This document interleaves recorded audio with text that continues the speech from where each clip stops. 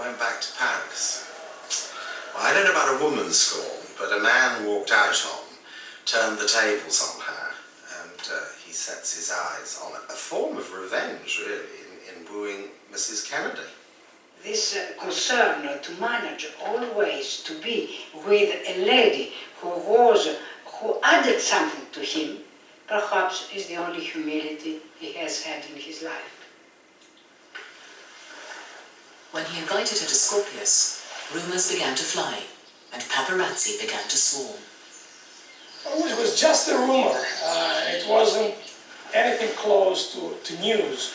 But we knew that Jackie and Ted Kennedy were invited on Onassis' yacht at Scorpios, and that a bouzouki group with a friend of mine, a singer called Yannis Poulopoulos, was invited to entertain the guests at the time.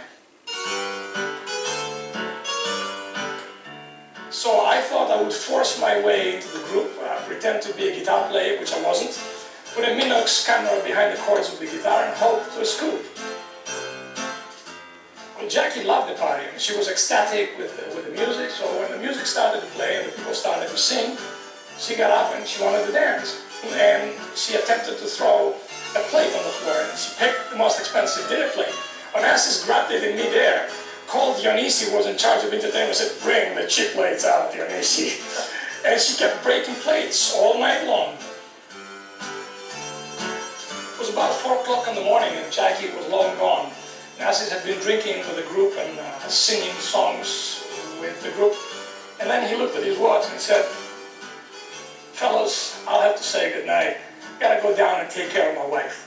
And that was the exact quote that I was expecting from him, because I knew from his friends that he was referring to Jackie as his wife and the whole thing had been arranged.